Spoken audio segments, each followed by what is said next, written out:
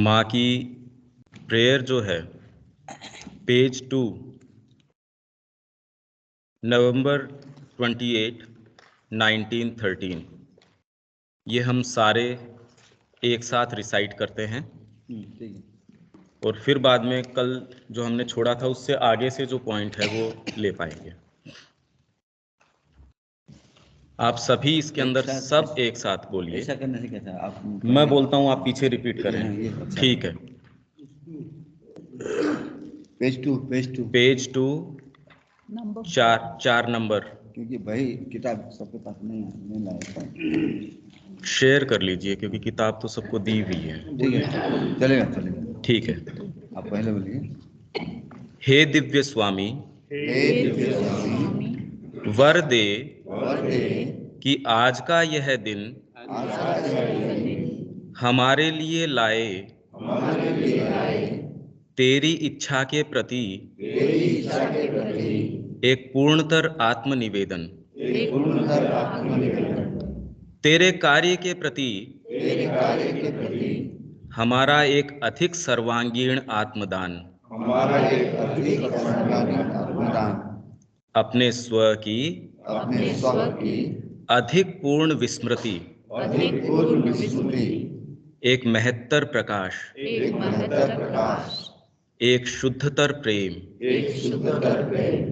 कृपा कर कि एक अधिकाधिक गहरे, अधिक सतत और पूर्ण होते सायुज्य में हम तेरे साथ सदा अधिकाधिक घनिष्ठ रूप से एकीभूत हो सकें और तेरे योग्य सेवक हो सकें। हमारे अंदर से सारी अहमता हटा समस्त मिथ्याभिमान, लोभ और अंधकार को निर्मूल कर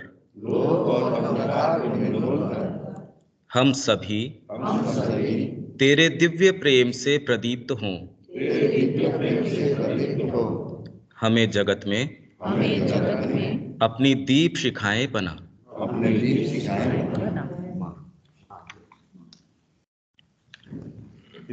बंद करो पाटिन से, इसको बंद करो।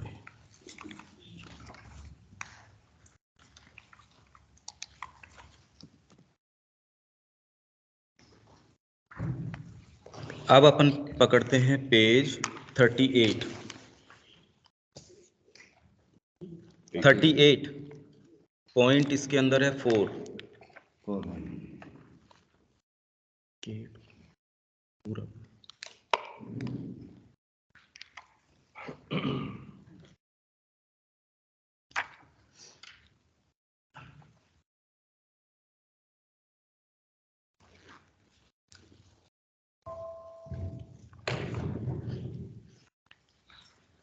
भगवान की ओर मुड़ना।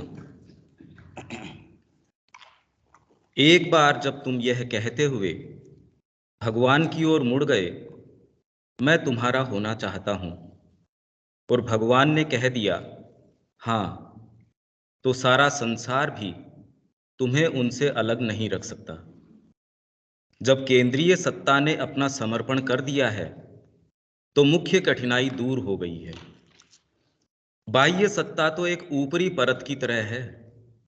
साधारण लोगों में यह परत इतनी सख्त और मोटी होती है कि इसके कारण वे अपने अंदर के भगवान के प्रति सचेतन नहीं होते।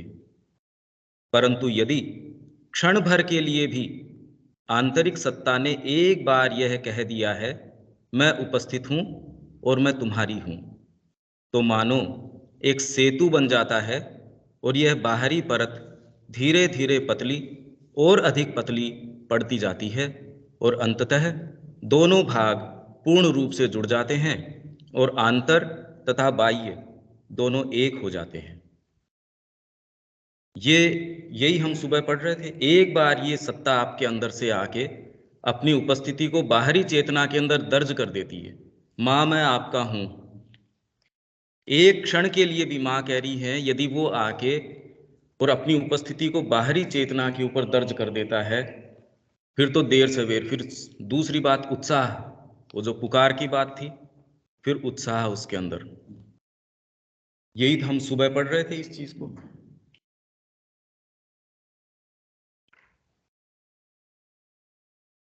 अब हम आते हैं पॉइंट 6 के ऊपर, पेज 39। ध्यान, योग पद्धतियां और परमात्मा में गोता लगाना। इसके अंदर कहीं भी आपको कोई बीच में कोई रिफ्लेक्शन हो, कोई बात हो, आप बीच में रोक लेना, कोई भी। आपका खुद का कोई अनुभव है इसके कनेक्शन में तो प्लीज आप लोग शेयर कीजिएगा। ध्यान, योग पद्धतियां और परमात्मा में गोता लगाना। ध्यान में बिताए गए घंटों की संख्या आध्यात्मिक प्रगति का कोई प्रमाण नहीं है। कोई व्यक्ति कितने घंटे ध्यान में बिताता है, ये इस चीज का मानक नहीं है कि वो आध्यात्मिक रूप से उसने बहुत प्रगति कर रखी है। ये इसका प्रमाण नहीं है। आध्यात्मिक प्रगति का प्रमाण तो तब होगा जब ध्यान करने के लिए तुम्हें कोई प्रयास ही न करना पड़े। और इसका ये अर्थ नहीं है कि यह प्रयास नहीं करना पड़े, मतलब आपकी सहज रूप से आंखें बंद हो गई और आप ध्यान में चले गए। इसका ये अर्थ नहीं है कि आप कहीं भी खड़े हैं, आप उसी चेतना के अंदर हैं।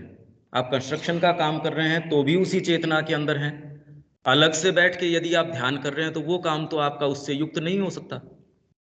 तो आपको इसके लिए कोई अलग से कार्यक्रम बनाना पड़े कि ध्यान का कार्यक्रम अलग है, कर्म का कार्यक्रम अलग है, तो इसका मतलब बीच में गैप है।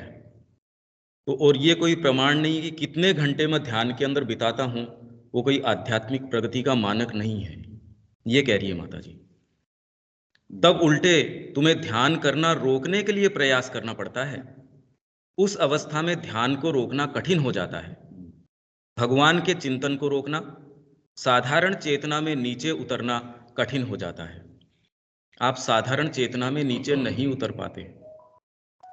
जब भगवान में एकाग्रता तुम्हारे जीवन की आवश्यकता बन जाए, जब तुम उनके बिना रह ही न सको, तुम चाहे किसी काम में क्यों न लगे रहो, जब यह अवस्था स्वाभाविक रूप से रात दिन बनी रहे, तब समझना चाहिए कि निश्चित रूप से तुम्हारी प्रगति हुई है, तुमने वास्तविक उन्नति की है। पर इसका यह अर्थ भी नहीं कि आप कोई कार्य कर रहे हैं, खेती का काम कर रहे हैं, कोई भी काम कर रहे हैं, तो आप उसको बिना ध्यान के करेंगे, उसमें एकाग्रता नहीं है, और ये सोच रहे हैं कि मेरा मन तो माँ में लगा रहे, इसका मतलब आपका कर्म के अंदर अभी समर्पण नहीं है। कर्म में पूरे दत्तचित्त होके उसमें आप काम कर रहे हैं, तो इसका ये अर्थ बिल्कुल नहीं निकलता कि जब आप रोकते हैं, उसके अंदर ध्यान को रोकते हैं, वो करते हैं, भाई कैसे तो एक्सप्रेस करनी पड़ेगी इस चीज को। पर जब आप वो काम कर रहे होते हैं तो पूरा ध्यान उसके अंदर देते हैं। नहीं तो व्यक्ति ये सोचता मेरा ध्यान तो माँ से भंग हो गया। अरे पर वो काम भी तो आप उसी के निमित्त कर रहे हैं, कोई दूसरे निमित्त तो कर नहीं रहे। यदि उसमें ध्यान नहीं देंगे, जैसे आप कंस्ट्रक्शन का काम देख के आए, उसमें व्यक्ति बार बार ये सोचे मेरा तो माँ से ध्यान लगा रहे, मेरा तो इससे लगा रहे, और जनरली वो इस ईगो से उठ के आता है कि मेरा ध्यान अगर नहीं रहेगा तो पता नहीं मेरे को कुछ नहीं मिलेगा, मैं तो इसके अंदर केंद्रित हो गया। पर वो कार्य भी तो माँ का है। आपकी चेतना बहुत अच्छे से जानती है। यदि टीचिंग का काम कर रहे हैं, बच्चे को पूरे मनोयोग से आप पढ़ा रहे हैं, पर आप जानते हैं वो किस लिए पढ़ा रहे हैं, वो आपकी चेतना बहुत अच्छे से जानती है। तो उसमें ध्यान को आप बांटते नहीं हैं कि बच्चे को पढ़ा रहे हैं उसमें एकाग्रता में कमी है, और उसमें पीछे से आप सोचते हैं, क्योंकि ऐसे लेटर्स हैं, श्री अरबिंदो को वो पूछते थे कि गुरु हम जब काम करते हैं तो उस समय आपका ध्यान नहीं रहता। उनका इस तरीके से नहीं है कि मेरा भी ध्यान रहे, ये भी रहे, ये नहीं आपसे मांग की जा रही। वो कार्य अगर मेरे निमित्त आप कर रहे हैं तो पूर्ण मनोयोग से उसको कर रहे हैं, वो भी ध्यान है। तुम उसके बिना रह ही न सको, तुम चाहे किसी काम में क्यों न लगे रहो, जब यह अवस्था स्वाभाविक रूप से रात दिन बनी रहे, तब समझना चाहिए कि निश्चित रूप से तुम्हारी प्रगति हुई है, तुमने वास्तविक उन्नति की है। चाहे तुम ध्यान लगाने के लिए बैठो या घूमो फिरो और कामकाज करो, जिस बात की तुमसे अपेक्षा की जाती है वह है चेतना। किस कॉन्शियसनेस से कर रहे हो? और वो आप उसको मूर्ख नहीं बना सकते। आप किस लिए कोई चीज़ कर रहे हैं, जैसे मैं व्रत कर रहा हूँ, मेरे को सामने कोई मजबूरी है, भोजन नहीं मिला, तो मैं ये मान लूँ कि चलो मैं व्रत कर लेता हूँ। आपकी चेतना जानती है, आप उसको मूर्ख नहीं बना सकते हैं कि इस समय भोजन नहीं मिला, इसलिए आप बाजार थैला लेके चले गए सब्जी लाने के लिए, अब कहे चलो मैं वॉकिंग करता हूँ। आप ये कह सकते हैं, पर आप जानते हैं डीप डाउन। तो वैसे ही आप वो कर्म किस लिए कर रहे हैं, तो इसीलिए कोई भी कर्म योग बन सकता है, और योग की कोई भी निर्धारित पद्धतियां हैं, वो भी योग हो न हो ये कोई आवश्यकता नहीं है। आप पैकिंग कर रहे हैं डिपार्टमेंट के अंदर माँ के निमित्त, वो योग हो सकता है। आज जो सुबह उदाहरण दे रहे थे सारे के सारे, पुस्तक बेचना, पेट्रोल भरना, उसके अंदर अगर माँ के निमित्त कर रहे हैं, ये भी योग हो सकता है। ये कोई पुस्तक में ये चीज़ें कैसे बता सकते हैं कि पेट्रोल भरने से योग होगा? और जिन पद्धतियों को वो बताते हैं, यदि वो सारे अष्टांग योग कर लिए जाएं, तो भी वो खाली अहम के ऊपर केंद्रितता है, उसका योग से कोई संबंध नहीं है। भगवान के बारे में सतत सचेतन रहना, यही एकमात्र आवश्यकता है। तो अब प्रश्न कोई पूछता है माँ से, परंतु क्या ध्यान में बैठना एक अनिवार्य नियम नहीं है? और क्या इससे भगवान के साथ एक अधिक प्रगाढ़ और गहन सायुज्य नहीं आता? तो क्या ये अनिवार्य नियम नहीं है कि ध्यान में नहीं बैठना चाहिए? बैठना चाहिए या नहीं बैठना चाहिए? ऐसा हो सकता है, माँ कह रही है ऐसा हो सकता है, परंतु हम किसी विशेष साधनाभ्यास की खोज नहीं कर रहे। हम जो चाहते हैं वह यह है कि हम जो कुछ भी करें, उस सब में, सभी समय, हमारे सभी कार्यों में और प्रत्येक गति में परमात्मा के ऊपर केंद्रित रहें। कोई भी कर्म हम कर रहे हैं, उसमें केंद्रितता, माला जप रहा हूं, यदि उससे मेरे को मोक्ष हो जाएगा, तो केंद्रितता किसके ऊपर है? और वही यदि मैं बाहरी कर्म भी कर रहा हूं, खेती कर रहा हूं, कुछ भी कर रहा हूं, और यदि केंद्रितता इसके ऊपर है कि ये मैं माँ के लिए कर रहा हूं, और बाद में ये आपके लिए आवश्यक नहीं है इन प्रश्नों के उत्तर देना, क्योंकि आप कोई दूसरी चीज कर ही नहीं सकते, आप कर ही नहीं सकते और कोई दूसरी चीज, तो बार बार ये सोचना भी ये मैं किसके लिए कर रहा हूं या क्या कर रहा हूं, हो सकता है अभ्यास के समय ऐसा होता होगा, बाद में ये भी आवश्यक नहीं है, क्योंकि आप कोई और दूसरी चीज कर ही नहीं सकते। हम जो चाहते हैं वह यह है कि हम जो कुछ भी करें, उस सब में, सभी समय, हमारे सभी कार्यों में और प्रत्येक गति में परमात्मा के ऊपर केंद्रित रहें। यहाँ कुछ साधक ऐसे हैं जिनसे ध्यान करने को कहा गया है, किंतु दूसरे ऐसे साधक भी हैं जिन्हें कोई भी ध्यान करने को बिल्कुल भी नहीं कहा गया। परंतु इससे यह न समझ लेना चाहिए कि वे प्रगति नहीं कर रहे हैं, वे भी साधना का पालन करते हैं, किंतु उनकी प्रकृति दूसरे प्रकार की है। श्री अरविंद के पत्रों में आप देख सकते हैं, एक व्यक्ति को एक निर्देश है, दूसरे व्यक्ति को बिल्कुल उससे उल्टा निर्देश है, और किसी के लिए तीसरा निर्देश है। तो इसलिए पत्रों को पढ़ते समय हमको थोड़ा सा ये ध्यान रखने की आवश्यकता है कि किसको प्रैक्टिस में किस तरीके से लेना है, क्योंकि वो इंडिविजुअल के लिए लिखे गए पत्र हैं। उसमें कुछ हमको दिशा निर्देश निश्चित रूप से मिल सकते हैं, पर अभ्यास किस तरीके से करना है, वो तो एक प्रकृति विशेष के लिए चीज कही गई है कि ध्यान करना तेरे लिए ठीक है। आपकी प्रकृति को कितना क्या सूट करेगा, क्या नहीं करेगा, वो तो आपके भीतर की वाणी है, वो जानेगी कि कितना करना चाहिए या नहीं चाहिए। परंतु इससे यह न समझ लेना चाहिए कि वे प्रगति नहीं कर रहे हैं, वे भी साधना का पालन करते हैं, किंतु उनकी प्रकृति दूसरे प्रकार की है। भक्ति और आत्मोत्सर्ग के साथ कार्य और क्रिया करना भी एक आध्यात्मिक साधना है। अंतिम उद्देश्य यह है कि केवल ध्यान में ही नहीं, अपितु सभी परिस्थितियों में और समस्त सक्रिय जीवन में भगवान के साथ सतत एकता में रहना। कुछ लोग ऐसे हैं जो जब वे ध्यान में बैठे होते हैं तो एक ऐसी अवस्था में चले जाते हैं जिसे वे बहुत ही सुंदर और आनंददायी समझते हैं। वे इस अवस्था में आत्मसंतुष्ट होकर बैठे रहते हैं और जगत को भूल जाते हैं। किंतु यदि उनके ध्यान में बाधा पहुंचाई जाए तो वे उससे क्रुद्ध और बेचैन होकर बाहर निकलते हैं, क्योंकि उनके ध्यान में व्यवधान डाला गया। यह किसी आध्यात्मिक प्रगति या साधना का लक्षण नहीं है। कुछ लोग ऐसे भी हैं जो ऐसे आचरण करते हैं और जिन्हें मानो ऐसा लगता है कि उनका ध्यान वह कर्ज है जो उन्हें भगवान को चुकाना है। ऋण चुका रहे हैं वो ध्यान करके, भगवान भगवान के ऊपर एहसान कर रहे हैं, साधना करके भगवान के ऊपर एहसान कर रहे हैं। ये उन लोगों की तरह हैं जो सप्ताह में एक बार गिरजाघर हो आते हैं और समझते हैं कि उन्होंने भगवान का सारा ऋण चुका दिया है, कि हम तो जाए, संडे को हम गए थे प्रेयर करने। एक्चुअल में हम इस चीज़ को कम जानते हैं, पर श्री अरविंद और माँ दोनों इस चीज़ से इतने क्योंकि उन्होंने, श्री अरविंद तो कह रहे इतना भयावह है वहाँ का एटमॉस्फियर, स्पेशली जो वहाँ जाके अपने अपराध बता रहे हैं उसको, कह रहे इतना खराब वो सीन है, इतनी तकलीफदायक वो चीज़ है। तो ये हम इससे कम एक्वेंटेड हैं या हमको नहीं पता इस चीज़ का। और माँ श्री अरविंद तो वहीं सारी चीज़ देखते थे कि भाई वो जाए, हमारे सारे पाप तो टेकन केयर ऑफ। अब वो तो देख रहे हैं हम तो जाए संडे को एक प्रेयर करिए आए, अब तो उसकी ड्यूटी है, अब तो उसको ये करना ही चाहिए।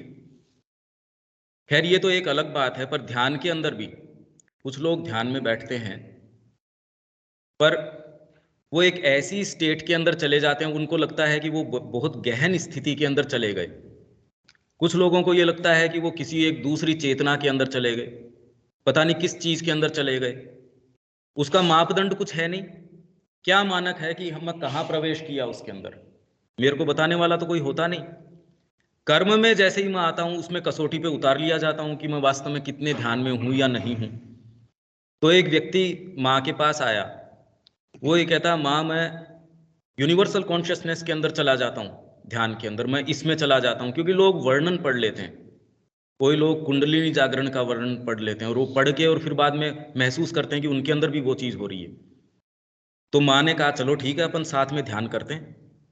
वो साथ में ध्यान कर रहे थे तो वो जैसे ये गेट है, निकलते ही बस वो थोड़ा सा बाहर निकल के इधर चला गया। मैं इस रूम में हूँ तो मैं मेरी सामान्य चेतनाओं में वो थोड़ा सा ध्यान के अंदर निकल के थोड़ा सा इधर चला गया। माँ कह रही है मैं इंतजार करती रही है, रे इससे आगे चलो आगे चलो आगे चलो। बस वो तो उसी को अपनी सारी चेतना बता रहा था कि ध्यान में मैं तो यहाँ गया हूँ।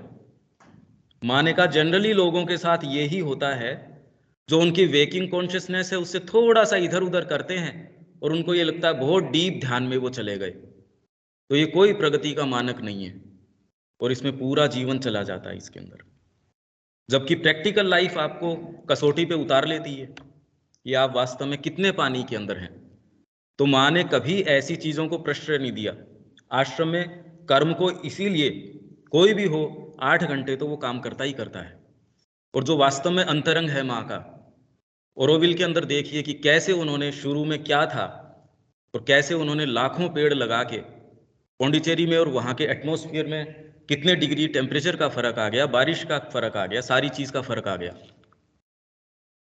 तो ध्यान ये बता रहे हैं, जनरली लोग ये कहते हैं ध्यान, पर ये कोई मानक नहीं है, ये कोई इस चीज़ का प्रमाण नहीं है कि मैं कोई ज़्यादा गहराई के अंदर चला गया हूँ। ज़्यादा गहराई का तो मानक ये है कि मैं बाहरी, कितना भी बाहरी कर्म हो, युद्ध कर्म भी हो, उसमें माँ से युक्त होके यदि वो कर सकूं तो इसका ये मानक है कि मैंने कुछ उन्नति करी है। नहीं तो यदि मैं ध्यान की अवस्था के अंदर बाहर आता हूं और आते ही सामान्य मनुष्य की चेतना नहीं रख पाता, तो ये क्या मानक है प्रगति का? ये तो कोई मानक नहीं हो सकता। यदि तुम्हें ध्यान में प्रवेश करने के लिए प्रयत्न करना पड़ता है तो अभी तुम आध्यात्मिक जीवन जी सकने की अवस्था से बहुत दूर हो। जब ध्यानावस्था से बाहर निकलने के लिए प्रयत्न करने की आवश्यकता हो, तब वास्तव में तुम्हारा ध्यान इस बात का सूचक हो सकेगा कि तुम आध्यात्मिक जीवन जी रहे हो। पर इसको यदि गलत अर्थ में मैं ये लगाऊं कि मेरे को झकझोर के भी कोई उठाना चाहे और मैं नहीं उठूं तब मैं ध्यान के अंदर हूं, ये इसका अर्थ नहीं है।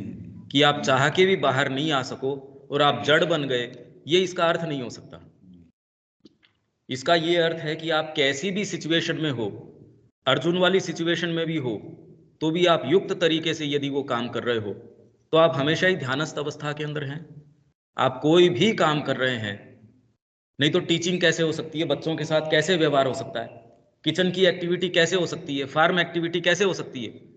यदि ये एक्टिविटीज इस अवस्था में नहीं की जा सके तो जीवन का रूपांतर कैसे हो सकता है, ये बताइए। फिर तो एक एक्टिविटी ऐसी हो गई जो माँ से युक्त करती है, दूसरी एक्टिविटी ऐसी हो गई जो आपको बाहरी जीवन में ले जाती है। तो फिर तो एक फाड़ हो गई बीच के अंदर। तो बाहरी जीवन तो वैसा का वैसा ही रहेगा, दिव्य तो नहीं हो सकता। इसीलिए नवजात जी कह रहे थे कि आगे आने वाली जो पॉलिटिक्स है वो सेवा की नहीं होगी, साधना की पॉलिटिक्स होगी। और पहले भी यही थी, भारतीय संस्कृति में पहले पॉलिटिक्स इसी चीज की थी, और आने वाले समय में भी यही होगी।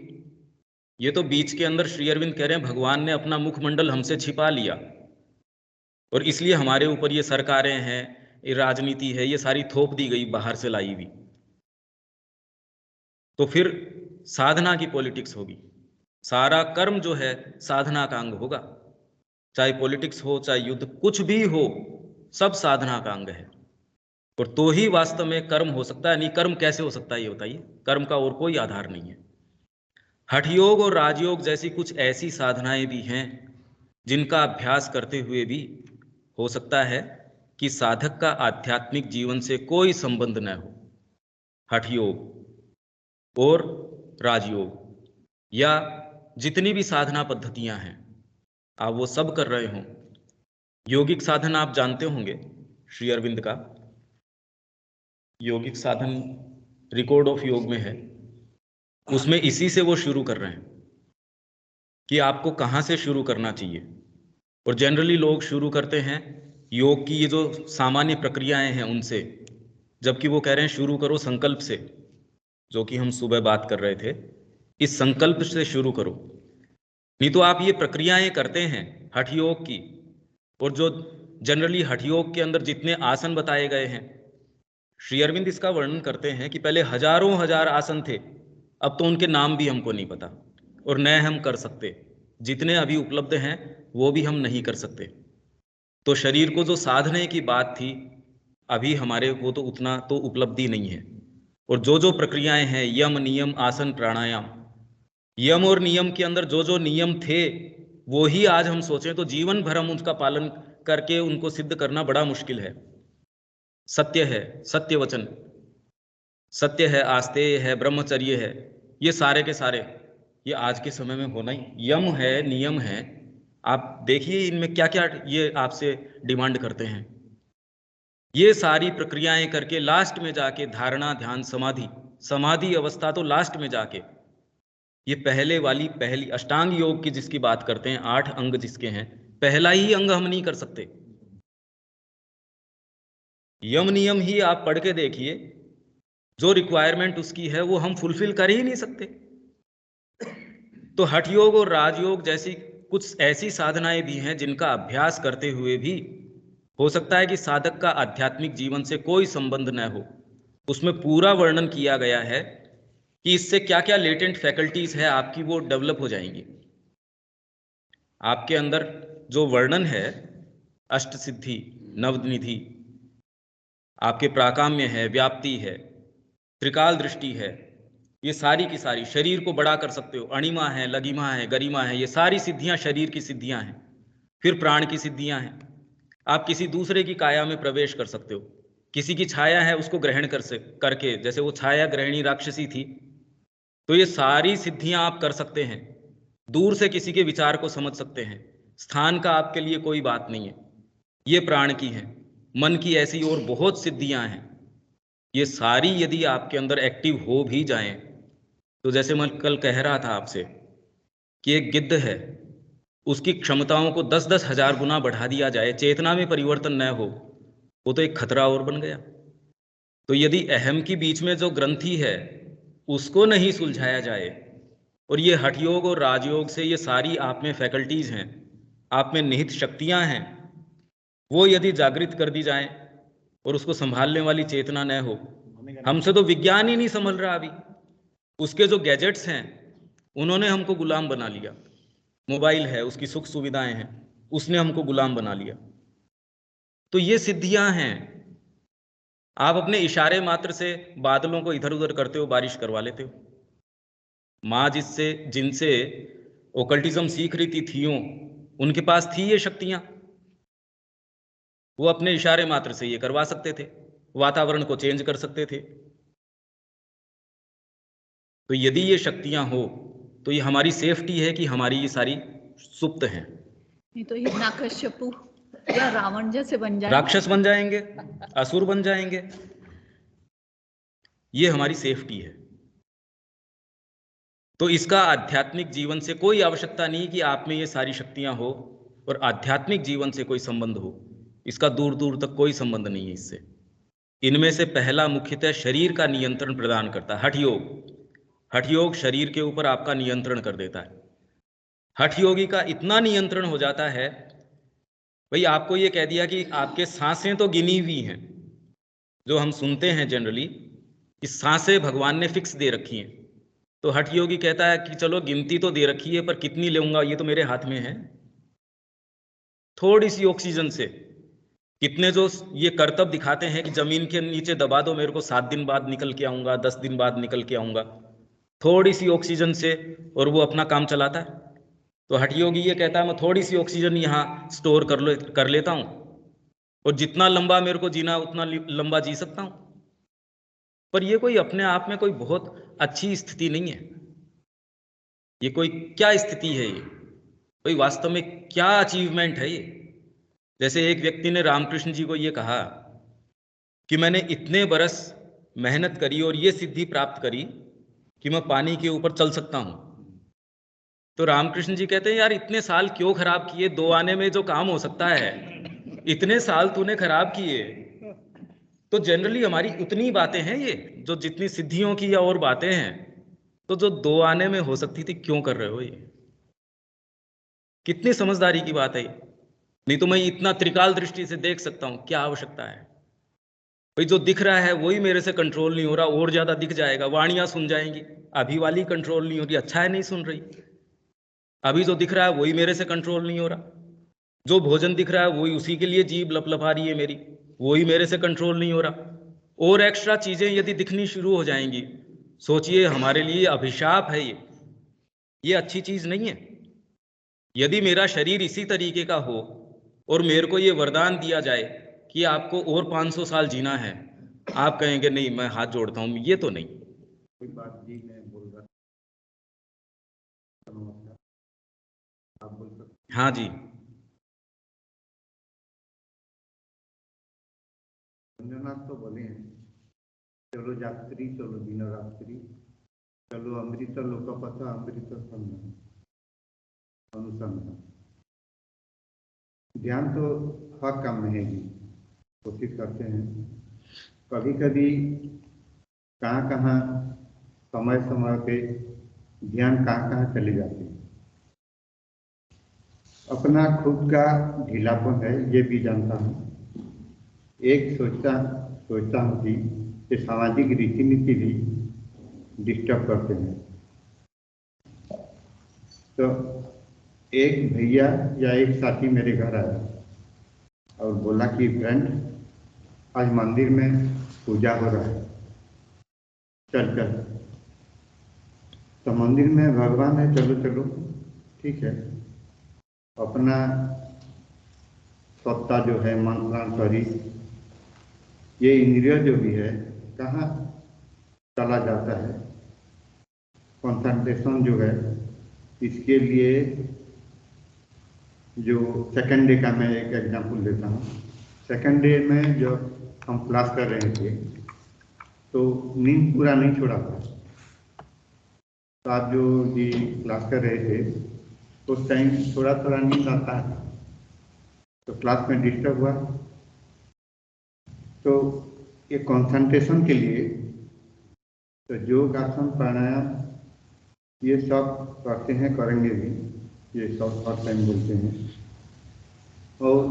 और क्या क्या उपाय है? मेनली ये अहम जो है कहाँ कहाँ ले जाता है हमको, और अहम हटाने के लिए इजी प्रोसेस तो है लेकिन मुश्किल भी होता है। ऐसा क्यों लगता है? नहीं, हटाना क्यों चाहते हो? हटाने ही क्यों चाहते हो? चाहते हैं लेकिन इतना मुश्किल क्यों होता है? नहीं, मेरा अहम मिट जाए तो आपने तो उसी चीज को रीइंफोर्स कर दिया जो आप मिटाना चाहते हो। हाँ हाँ। जब आपको इससे कोई मतलब नहीं रहेगा, मेरा अहम मिट जाए तो केंद्रितता तो उसी के ऊपर हो गई जो मिटाना चाह रहे हो। तो आपको कंसर्न खाली माँ से है। इसीलिए ये जो कह रहे हैं बहुत प्रैक्टिकल और गंभीर बात है कि ध्यानस्थ अवस्था से निकलना आपके लिए मुश्किल है। ध्यानस्थ ये है कि आपको और कोई सरोकार नहीं है, आप क्या कर रहे हैं क्या नहीं कर रहे हैं। तो इस सुबह से यदि मेरी रात तक की एक्टिविटी देखी जाए, अगर मैं ये देखूं मेरे को साधना का तो समय ही नहीं मिल रहा, यदि ये बात हो तो सोचिए वो तो कभी अचूक तरीका है, मेरी कभी साधना नहीं हो सकती। पूरा एजेंडा आया, अंतरंग से अंतरंग अपनी माँ ने अपनी चीजें सतप्रेम को बताई, जितनी अंतरंग उनके अनुभव हैं सारे बताए। और पहले ही वॉल्यूम में माँ उनसे क्या कहती है कि ये पता नहीं क्या बात है कि तेरे को अपनी अंतरंग चीजें तो मैं बताती हूँ, पर the only person with whom you are concern in this whole universe, इस पूरे यूनिवर्स में जिससे तेरे को सरोकार है वो है तू खुद। तेरे को और किसी से सरोकार नहीं है। तो ऐसे ऐसे लोगों का नाम, तो हमारे अंदर ये चीज है, जबकि हम उनकी पुस्तक पढ़ते हैं, वो माँ श्री अरविंद का जिस तरीके का बखान करते हैं, सारी चीजें हैं, पर माँ कह रही है तेरे को खाली तेरे अलावा और कोई दूसरी चीज से सरोकार है ही नहीं। ऐसी ही एक व्यक्ति कितने बरस आश्रम में रहे, हम तो ये कोशिश कर रहे हैं हमारे अंदर पुकार आए, हम माँ के लिए उस जीवन में पदार्पण करें। वो व्यक्ति पदार्पण कर चुके बहुत लंबे समय बाद माँ से एक दिन प्रश्न करते हैं कि माँ इतने वर्षों में आपके अलावा मेरे कोई विचार नहीं आया, सुबह से लेके रात तक मैं और कोई दूसरा मैंने काम किया नहीं, मेरे और कोई दूसरी बात थी नहीं, पर कोई रिक्तता महसूस होती है, ऐसे लगता कुछ मिला नहीं। तो माँ का उत्तर बड़ा इसमें आपको विस्मयकारी लगेगा। माँ कहती है नो वंडर, कोई आश्चर्य की बात नहीं कि तेरे को कुछ नहीं मिला अभी तक, क्योंकि इन सारे के बावजूद भी तेरी केंद्रितता तेरे ऊपर, खुद के ऊपर ही थी। तो आप ग्रंथि समझ सकते हैं कहाँ है ये। वो व्यक्ति कितने बरस तक आश्रम में है, उसको ये समझ में आ गया माँ ही एकमात्र वरेण्य है। वो कह रहा है इतने बरस में मैंने और कोई विचार किया नहीं। तो ऐसों में यदि हो सकती है, हम कहाँ हैं। और यदि मैं ये सोचूं मेरा अहम चला जाए, भाई क्यों चला जाए मेरा अहम, और दूसरों का रहे उससे मेरे को दिक्कत नहीं है, मेरा वाला चला जाए। तो अब आप देख लीजिए इसको तोल के, ये क्या बात चल रही है। भाई ये वाली चीज नहीं मिले, ये अच्छी थोड़ी सी मिल जाए। ये तो माँ तय करे आप में अहम रहना चाहिए या नहीं रहना चाहिए। भाई मेरी केंद्रितता किसके ऊपर होनी चाहिए ये बताइए। सारी बातचीत इसी के लिए इसी के लिए है ना, कि केंद्रितता तो उनके कार्य के प्रति है। वो कहती हैं तो बहुत अच्छी बात है, अहम रहे तो ठीक है, नहीं रहे तो ठीक है। आप थोड़ा सा इस पे अंतर चेतना से सोचिए कि मेरा अहम चला जाए तो अभी केंद्रितता किस पे हुई। आप जितना प्रयास करेंगे उस अहम को मिटाने का, एक कोई ऐसी चीज है वो हमेशा देखेगी मेरी सफाई हुई, मेरा शुद्धिकरण हुआ, तो ग्रंथि तो वहीं की वहीं, इनफैक्ट ज्यादा और सूक्ष्म बन गई और खराब बन गई। पहले ये तो था कि मेरे अंदर अशुद्धि है, बाद में एक आप सेल्फ सेटिस्फाइड हो जाएंगे कि मेरा शुद्धिकरण भी हो गया। अब तो आपको कोई समझा भी नहीं सकता। पहले ये तो था कि शुद्धिकरण की संभावना थी, आपने वो संभावना को भी मिटा दिया।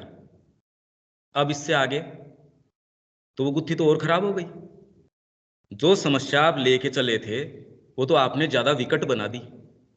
तो इसलिए इस रास्ते से चलेंगे, यही तो बात कर रहे हैं, हठ योग है, राजयोग है, या कोई भी योग है। क्योंकि जब आप ये प्रक्रियाएं करते हैं, डेफिनेटली आपके अंदर, जैसे ध्यान एकाग्र करने की पद्धतियां हैं, कितनी कितनी पद्धतियां हैं। कोई यहाँ ध्यान एकाग्र करती है, कोई कहाँ एकाग्र करती है, कुछ खाली सांस के ऊपर एकाग्र करती है जी, आप तो और कुछ नहीं करो, खाली ध्यान आपका सांस के ऊपर एकाग्र करो, आ रहा है जा रहा है। कुछ है विचार के ऊपर करते हैं, कुछ एक कोई बिंदु है उसके ऊपर करते हैं। कुल मिला के कोशिश ये है कि यांत्रिकता आपके मन की है, कैसे भी तोड़ना है उसको। आपका जो यांत्रिक मन है, जो आपके कहे में नहीं चलता, कैसे भी उसको तोड़ें। तो इसका पॉजिटिव तरीका है, तो माँ को क्यों नहीं केंद्र बना लेते। मैं पहले ये मशक्कत करूं, वही कि मैं इतनी मेहनत करके पानी पे चलने की सिद्धि तैयार करूं, वो तो 2 आने में भी हो सकती है। तो मैं सीधे रिजल्ट के ऊपर क्यों नहीं आ जाता, परिणाम के ऊपर। केंद्रितता माँ से ही क्यों नहीं शुरू कर देता, बजाय इसके कि मेरा शुद्धिकरण हो।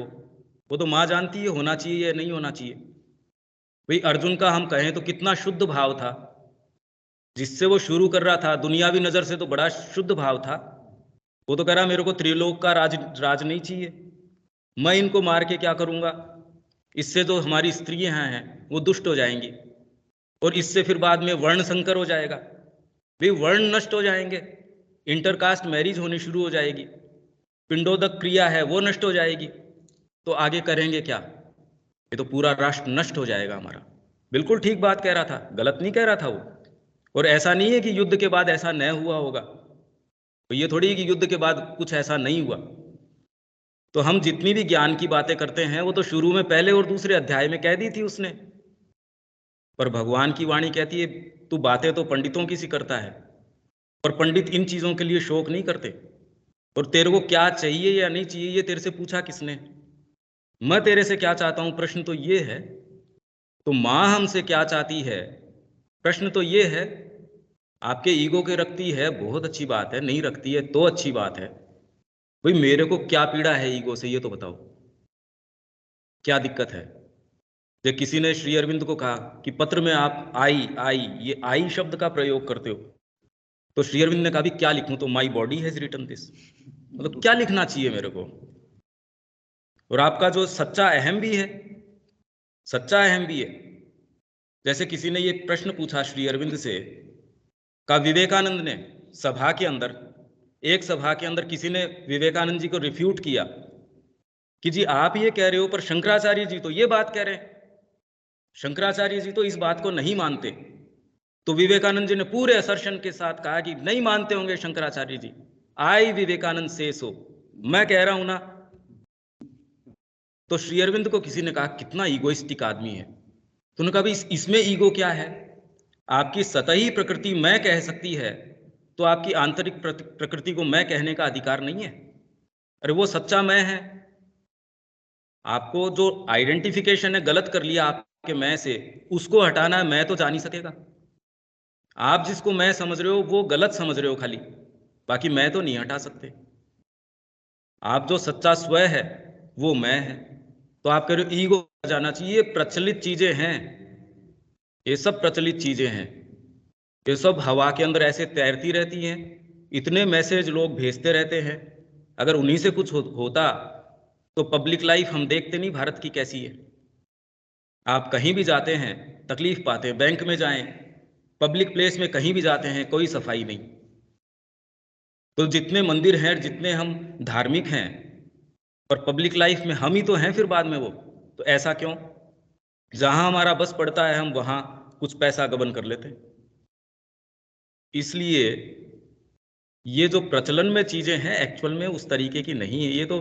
और जैसे ही आप थोड़ा सा इस पे चिंतन करेंगे आप इसमें गहराई में जा सकेंगे। आगे चलें।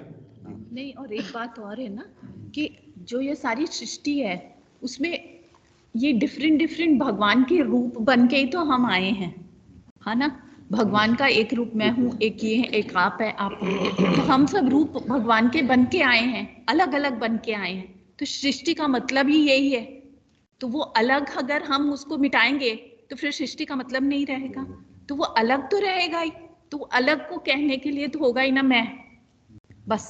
हाँ, वो आइडेंटिफिकेशन जैसे भैया बोल रहे हैं, आइडेंटिफिकेशन हमको बदलना और उसको डीपर ले जाना है, रियल चीज पे जाना है हमको, क्योंकि अदरवाइज तो फिर सृष्टि इसी के लिए बनी। भाई एक जो है वो बहू बन गया इसी के लिए तो वो है बहू को सृष्टि। आप कैसे रोक देंगे, वो तो इसी के लिए वो तो भगवान सोच के बना है ना, सोच के यही बना है। और वो बहू के अंदर उसका एक विशेष तत्व है, हम सब के अंदर वो विशेष तत्व है।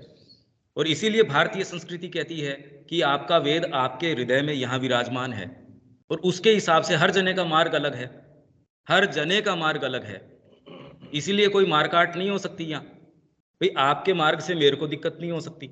एक परिवार के अंदर सबके सबका मार्ग अलग हो सकता है। आपका मार्ग अलग है, आपकी पत्नी का है वो गुरु कोई और हो सकता है, बच्चों का गुरु और हो सकता है, और बच्चों में भी 4 बच्चे हैं उनमें चारों का अलग अलग हो सकता है। और कहीं कोई दिक्कत नहीं है, सब प्रेम से बैठ सकते हैं, और किसी धर्म में तो ये कल्पना भी नहीं है। आप देखिए ये कैसी विचित्र बात है और कहीं तो ये चिंतन भी नहीं हो सकता, और यहाँ पीड़ा नहीं है इस चीज से वगैरह, ऐसा ही तो है। इनमें से पहला मुख्यतः शरीर पर नियंत्रण प्रदान करता है हठ योग, और दूसरा मन पर, राजयोग जो है मन पर संयम। परंतु आध्यात्मिक जीवन में प्रवेश करने का अर्थ है भगवान में गोता लगाना। ठीक उसी तरह जैसे तुम समुद्र में छलांग लगाते हो, और यह अंत नहीं है अपितु मात्र आरंभ ही है। जब आप जीवन में ये संकल्प करते हो, जो पहले आया था ना कि मैंने गोता लगाया, गोता लगाने का मतलब मैंने ये संकल्प ले लिया, प्लंज ले लिया इसके अंदर, मैंने डुबकी लगाई, छलांग लगा दी।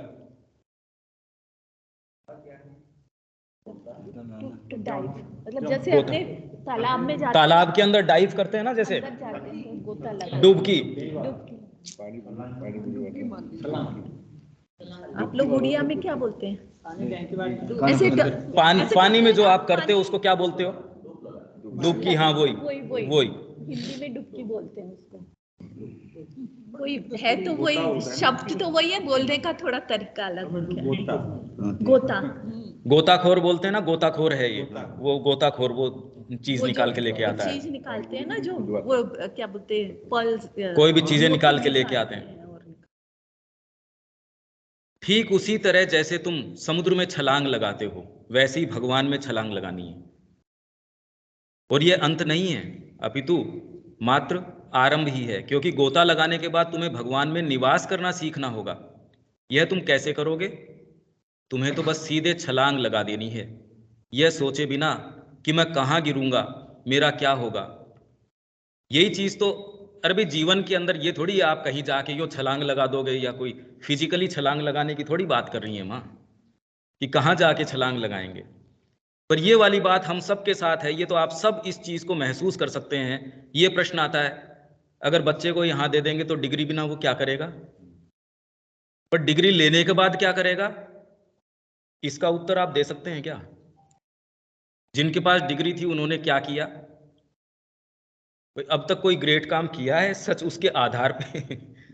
ये हमारे अंदर की बस सीधे छलांग लगा देनी है, ये सोचे बिना कि मैं कहाँ गिरूंगा, मेरा क्या होगा। अगर मैं माँ के पास चला जाता हूं तो मेरा क्या होगा, मेरे व्यापार का क्या होगा, परिवार का क्या होगा, या मेरी हेल्थ का क्या होगा। अभी तो मेरे साधन संसाधन हैं, कल को आश्रम वाले मेरे को कोई समय कहेंगे चलो बाहर निकलो, ये प्रश्न आने शुरू हो जाते हैं व्यक्ति के। मतलब आपने कई प्रश्न जो सोचे ही नहीं थे पहले जीवन के अंदर, वो उठने शुरू हो जाएंगे। आप कहेंगे ये वाली बात तो कभी थी नहीं पहले, ये आई कहां से? तुम्हारे मन की झिझक ही है जो तुम्हें रोकती है। तुम्हें बस अपने आप को छोड़ देना होगा।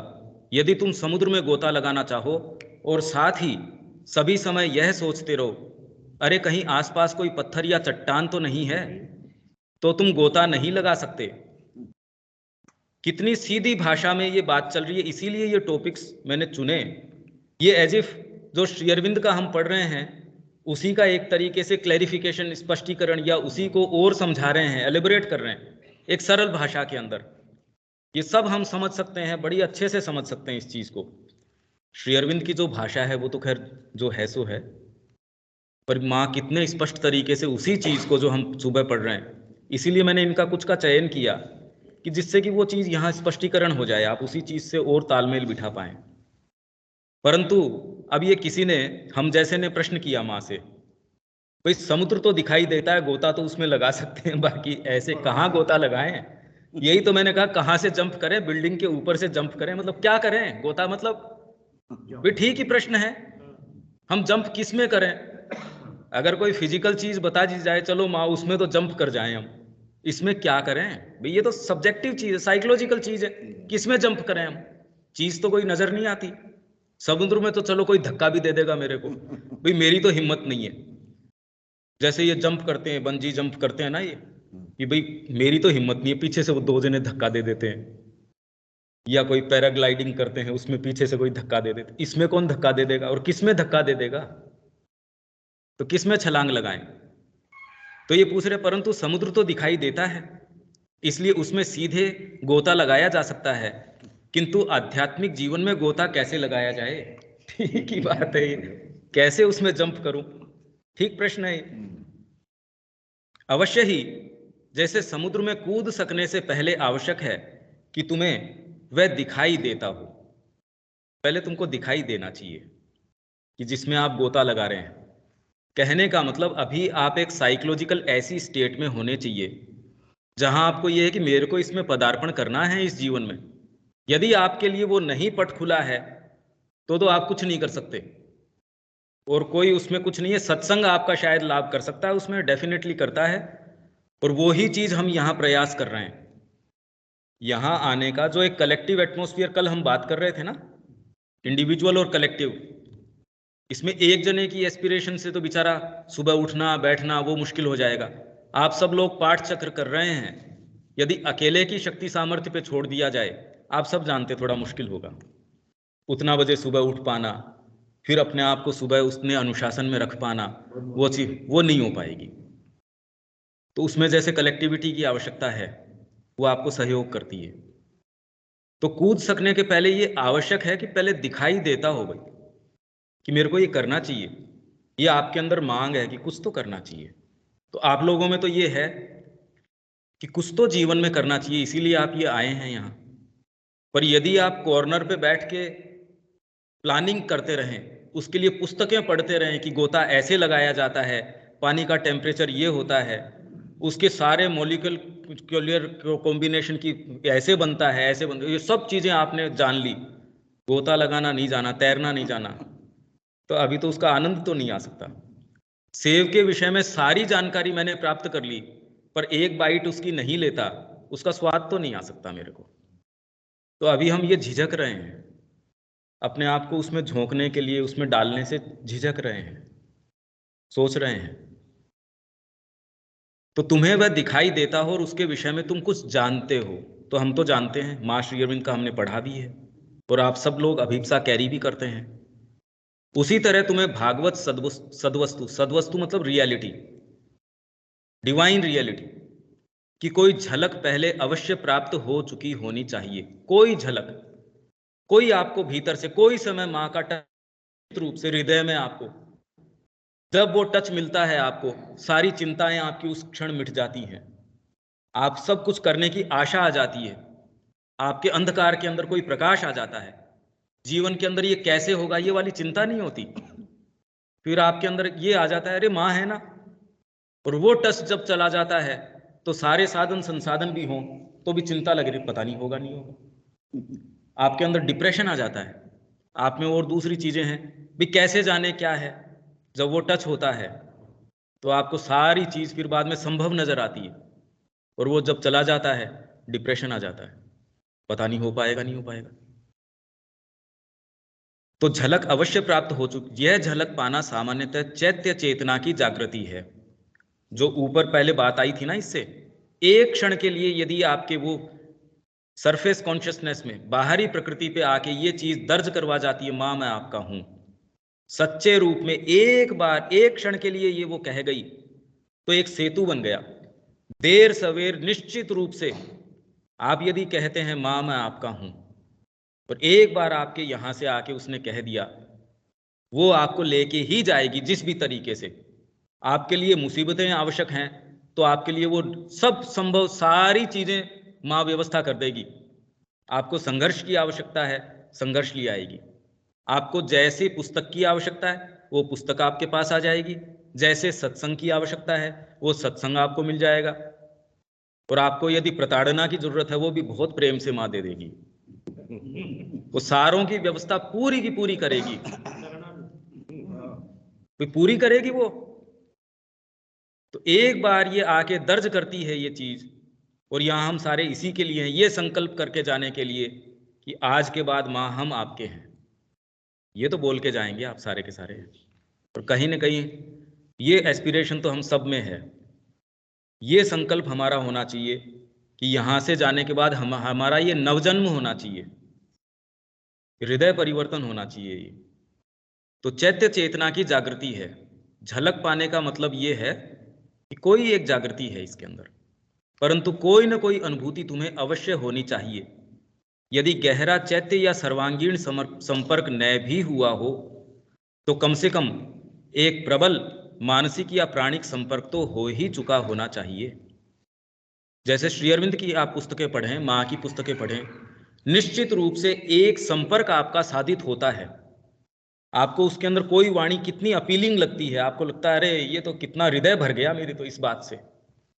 कुछ चीजें ऐसी आप बार बार पढ़ने का आपका मन करता है, अरे ये बात तो बहुत अच्छी है।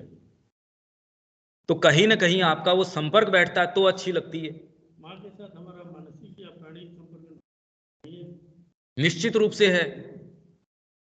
आपको अनुभव भी होते हैं, आपको सारी चीजें होती हैं। समस्या ये है कि हम उसके विषय में उस तरीके से समझते नहीं। अनुभव का मतलब हम ये मानते हैं जैसे मेरे को कोई प्रकाश नजर आ गया। श्री अरविंद ने इसका डेफिनेशन दी एक्सपीरियंस का। जैसे अभी हम बैठे हैं, आपके अंदर कोई चीज समझने की कोशिश कर रही है, आपको कभी कोई चीज जब भजन गा रहे हैं अच्छा लगता है ना, ये सब अनुभव हैं, ये सब टोटल एक्सपीरियंस हैं। कोई आप सेंटेंस पढ़ रहे हैं, वो ही एक सिंथेसिस का जो सुबह पढ़ रहे हैं वो सेंटेंस कितने कितने जनों को कितने कितने तरीके से अनुभव हो रहा है, अलग अलग देख रहे हैं। और धीरे धीरे आपने यात्रा करी या नहीं करी इसका प्रमाण क्या है?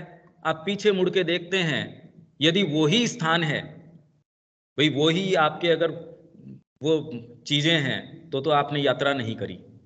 अगर मैं यहीं बैठा हूं, वो घड़ी मेरे पास वहीं है, ये सारा माहौल वैसा का वैसा, इसका मतलब मैंने यात्रा नहीं करी।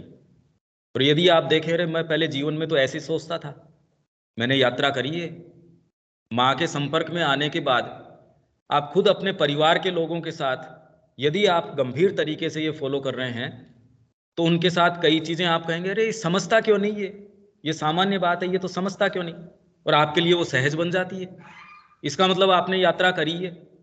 आप अपने पहले के जीवन को देख सकते हैं, उसमें आप देख सकते हैं अरे ये समस्या से मैं ग्रसित था, अब तो थोड़ा फर्क पड़ा है। और ये यात्रा आप कितनी भी तेजी से कर सकते हैं। आप, ये तो टेक्नोलॉजी है, शिक्षा की टेक्नोलॉजी की जो बात कर रहे थे हम, आप पैदल भी चल सकते हैं, आप रेंग रेंग के भी चल सकते हैं, आप गाड़ी के अंदर भी चल सकते हैं, आप हवाई जहाज में भी चल सकते हैं। अब कितनी जल्दी आपके सारे नज़ारे बदलेंगे, ये आपकी इंटेंसिटी, जो उत्साह की बात हो रही थी ना, एक बार अंदर से ये आ गया कि माँ मैं आपका हूँ, और फिर कितना उत्साह से आप उसमें कर रहे हैं सारी चीज़ को, उतना जल्दी ये सारी आपकी यात्रा होगी। वही मैं रेंग रेंग के चल रहा हूँ, तो अब तो जैसी होगी वैसी होगी।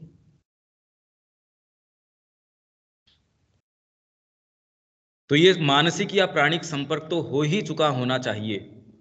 तो ये तो जब आप पढ़ते हैं, आप में से शायद ही कोई ऐसा होगा जिसने माँ की उपस्थिति को महसूस न किया हो। तो ये संपर्क तो निश्चित रूप से हमारा साधित होता ही होता है, भावनात्मक तौर पर निश्चित ही साधित होता है। माँ की प्रतिमा देखते हैं, कितना भाव आता है उसके अंदर, इसको हम एक्सपीरियंस नहीं कहते, जबकि एक्चुअल में ये सारी चीजें यदि आप योग की दृष्टि से देखें, ये सबसे इंपॉर्टेंट एक्सपीरियंसेस हैं। दिलीप मोरॉय को ये मलाल रहता था, वो हमेशा इस चीज की शिकायत करते थे, मेरे को तो एक्सपीरियंस होते ही नहीं, मेरे को तो कभी कोई चीज नजर ही नहीं आती। तो उन्होंने एक बार श्री अरविंद को कहा कि मेरे को ऐसा महसूस हुआ, कोई वेलवेटी, जैसे वेलवेट होता है वैसी सॉफ्टनेस महसूस हुई। श्री अरविंद ने कहा सब योग का सबसे प्रोफाउंड एक्सपीरियंस तेरे को हुआ है, साइकिक का एक्सपीरियंस है ये, और तू उसको एक्सपीरियंस ही नहीं कहता। जनरली हमारे साथ ऐसा होता है, एक्सपीरियंस का मतलब हम ये सोचते हैं हमको कोई बाबा जी नजर आ गए, कोई प्रकाश नजर आ गया, कोई ऐसी चीज नजर आ गई, पता नहीं क्या नजर आ गया, कोई विचित्र कोई जीव नजर आ गया, उससे कोई संबंध नहीं है। वो तो आपका बीपी फ्लक्चुएट करेगा तो भी हो सकता है, कोई आप गलत दवाई ले लोगे तो भी हो जाएगा, उसमें क्या बात है। इसीलिए जो हिप्पी मूवमेंट शुरू हुआ, उन्होंने एलएसडी ड्रग्स लेनी शुरू करी, तो उनको कई ऐसी चीजें नजर आनी शुरू हो गई। तब उन्होंने कहा यार ये गरुड़ पुराण वगैरह में जो बात कहते हैं दिखती तो है, ये बात तो ठीक है। तब पहली बार उनको ये महसूस हुआ ये जो कह रहे हैं बात तो ठीक कह रहे हैं, झूठ नहीं कह रहे। तब वो मूवमेंट शुरू हुआ। उन्होंने कहा और भी कोई दूसरी रियलिटी तो है। तो माँ से ये पूछा गया, तो माँ फिर बाद में, वो एक्सपीरियंस सही है, मतलब क्या बात है? माँ ने कहा ना वो सही नहीं है, वो तो आपके ब्रेन के अंदर फिल्टर है, वो एक फिल्टर है, इसलिए आपको जगत इस तरीके का नजर आता है। वो फिल्टर थोड़ा सा इधर उधर हो जाए, पागल आदमी को नजर ऐसे थोड़ी आएगा, उसके अगर ये भी इंद्रियां हों तो ऐसा थोड़ी नजर आएगा। अगर चेतना ये वाली न हो तो इंद्रियां क्या करेंगी? इंद्रियां तो पशुओं में हमारे से बहुत ज्यादा तेज होती हैं, पर जगत का ऐसे ही थोड़ी कोई आस्वादन करता है, वो कुछ नहीं। और कलाकार की आंख बहुत कमजोर भी हो, और एक की आंख बहुत तेज भी है, तो तेज वाला क्या देख लेगा उस कला के अंदर, और कलाकार की कमजोर भी आंख होगी तो भी चश्मा लगा के उसमें जो देख पाएगा। तो बात आंख की थोड़ी है, बात तो भीतर सेंस की है। बहुत आपने साहित्य का अध्ययन किया है तो भी सावित्री का क्या कर लोगे? नादकर्णी जी आपने नाम सुना होगा। तो उन्होंने कहा, एक जने ने मेरे को ये कहा कि सर मैंने ट्रिपल पीएचडी और ये किया है पर मेरे को समझ नहीं आती सावित्री। तो क्या बेवकूफ, तेरे को इसीलिए तो समझ नहीं आती, तूने 3-4 लेयर चढ़ा ली, वो तेरी हटनी मुश्किल है, इसलिए तो तेरे को समझ नहीं आ रही है। जिसको तू अपना एसेट बता रहा है कि मैंने इतनी पीएचडी कर ली, तो आप सोचते हो कोई भाषा के मोहताज है सावित्री? ना, यदि मेरा डीपर ये खुला नहीं है, सावित्री से क्या निकाल सकता हूं मैं? क्या निकालूंगा मैं? मां कहती है कि यदि परमात्मा आपको हाथ पकड़ के लेके जाए और आप सावित्री का अध्ययन कर रहे हो, तो एक ही बात है ये, परमात्मा आपको पकड़ के लेके जा रहा हो और सावित्री पढ़ रहे हो, फिर सावित्री अकेली ही पूरी मनुष्य जाति को, पृथ्वी को डिविनाइज करने के लिए, दिव्य बनाने के लिए पर्याप्त है। और हम सब पढ़ते हैं, हम सब ने पढ़ी भी है, तो माँ क्या कह रही है इसका मतलब मायने तो कुछ अलग है। जब कृष्ण प्रेम के हाथ में आई सावित्री उस समय, तो उन्होंने जो उसके विषय में कहा, कहते let us salute the dawn. उषा आ गई, रात्रि के समय गहन अंधकार हो रहा है।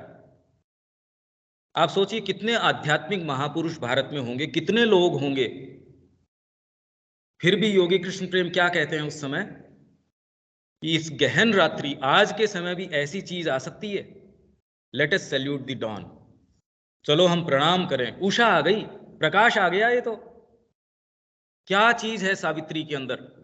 अगर ये चीज है और हम सब ने देखा है, भाई हमने पढ़ी तो है, फिर पढ़ी है या नहीं पढ़ी अब देख लो इन बातों से, और हमने जो पढ़ा है अब इन दोनों को तोल के देख लो, तो इसका मतलब रियलिटी कहाँ है और हम कहाँ हैं।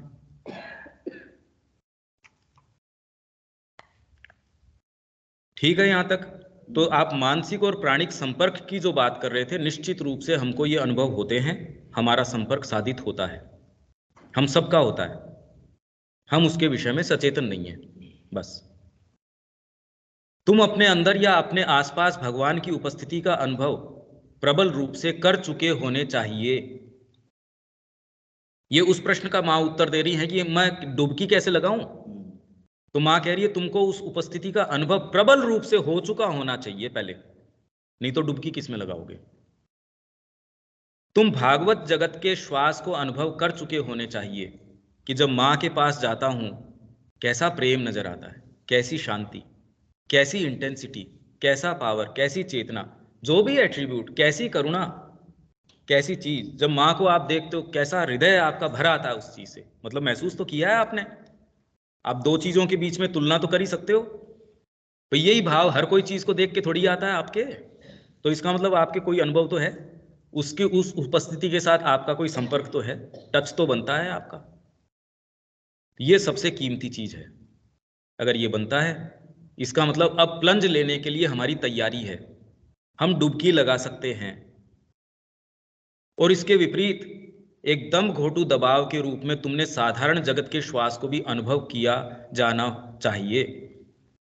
यह भी आप लोगों ने महसूस किया है। एक चेतना ऐसी है जो आपका दम घोटता इसी महसूस होती है। ये चीजें, परिवार का माहौल, या उसके अंदर ऐसी चीजें कि काम तो माँ का करना चाहते हैं, क्या करें? अरे कोई जरूरी थोड़ी है क्या क्या करें, जो आपका हृदय करता है, कहता है वो करो। कौन सी चीज रोकी है आपने आपको? ये ही तो प्लंज लेना है कि आज के बाद मैं और कोई दूसरी चीज नहीं कर सकता। मेरे अंदर कोई भी जो चीज है, मेरा हृदय जो कहेगा माँ के लिए, मैं तो वो ही करूंगा। इसका मतलब आपने प्लंज ले लिया।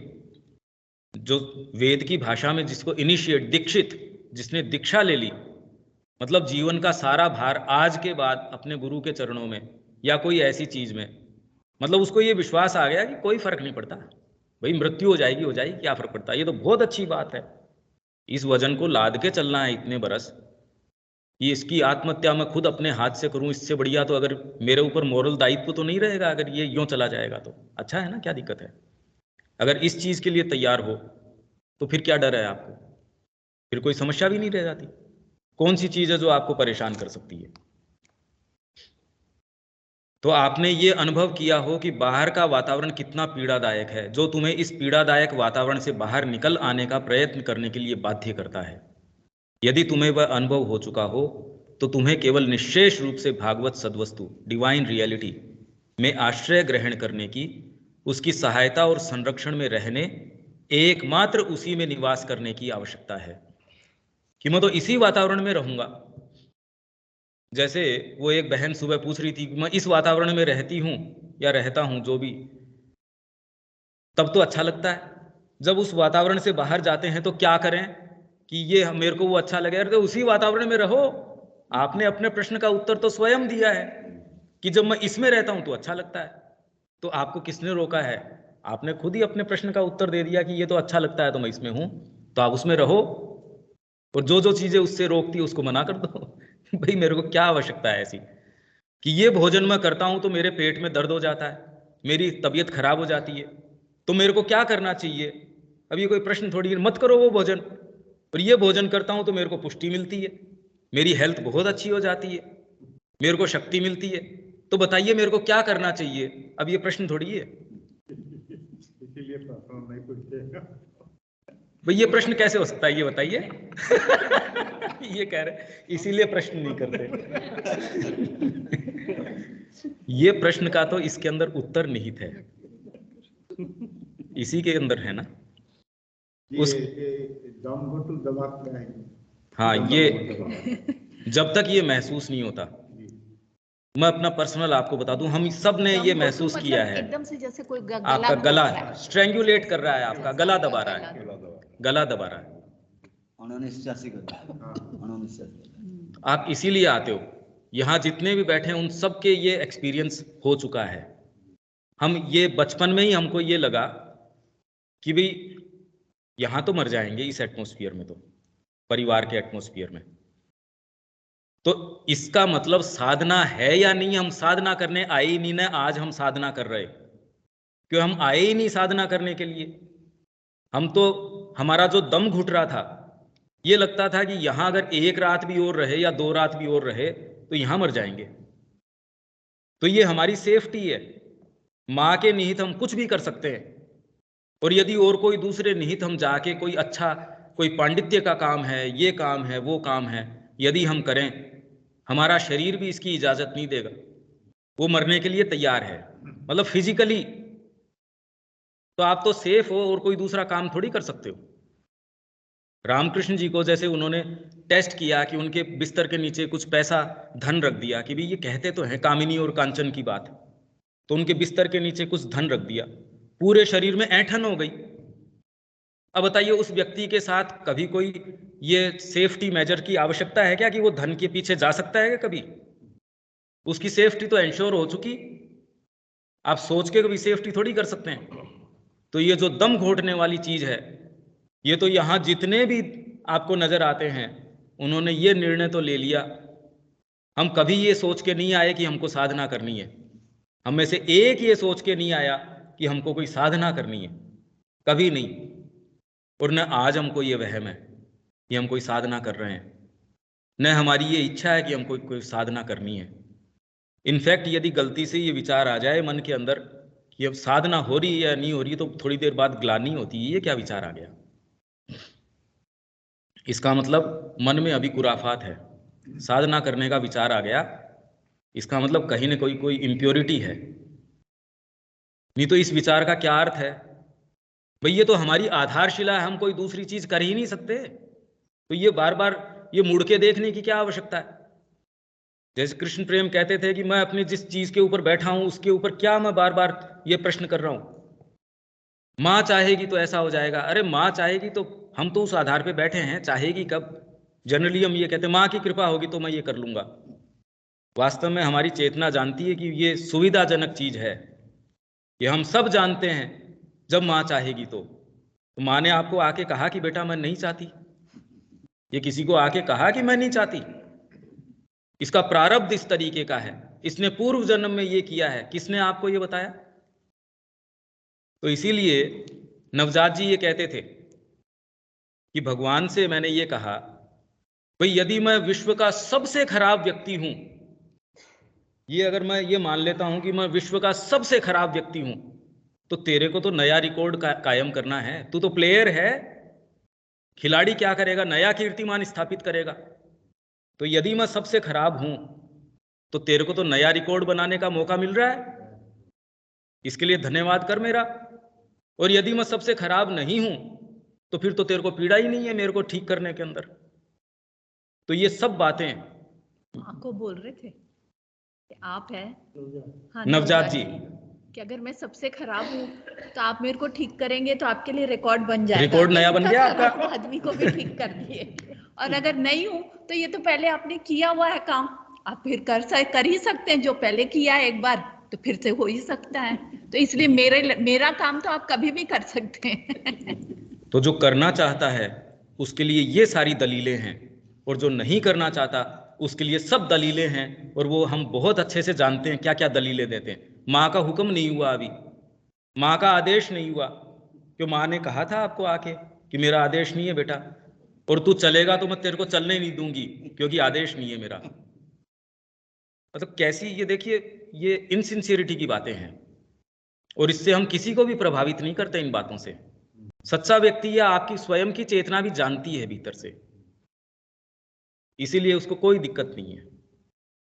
ये मुद्दा तो बिल्कुल क्लियर होगा। आज हम जो सुबह पढ़ रहे थे योग के विषय में, कितनी प्रैक्टिकल बात आ रही है ये। माँ की वाणी इसीलिए कितनी स्पष्ट है ये। यदि तुम्हें वह अनुभव हो चुका हो तो तुम्हें केवल निश्चेष रूप से भागवत सदवस्तु में आश्रय ग्रहण करने की, उसकी सहायता और संरक्षण में रहने, एकमात्र उसी में निवास करने की आवश्यकता है। अपने साधारण जीवन में अभी तक जो कुछ तुमने आंशिक रूप में अथवा अपनी सत्ता के कुछ भागों में या किन्हीं विशेष समयों या अवसरों पर किया होगा, उसी को अब तुम्हें पूर्ण रूप से सदा के लिए करना है। ये काम हमको करना, जो विशेष अवसर के ऊपर, माँ का दर्शन डे है, मेरा बर्थडे है, या कोई ऐसा स्पेशल इवेंट है, उसके ऊपर मैं जाके माँ को पूर्ण रूप से, अपने आप को माँ पूर्ण रूप से आपका, वो जब आप ये गोता लेते हैं, जब डुबकी लगाते हैं, अब आपको रोज ही सब समय यही करना है। वो जो आपकी जो उससे युक्तता है, उससे जुड़ाव है, वो ये डुबकी लगाने के बाद ये आपकी लाइफस्टाइल है।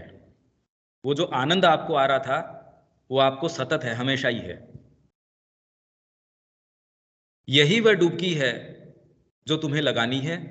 और जब तक तुम यह नहीं करते तब तक भले तुम वर्षों तक योग करते रहो, तो भी सच्चे आध्यात्मिक जीवन के संबंध में तुम कुछ भी नहीं जानोगे।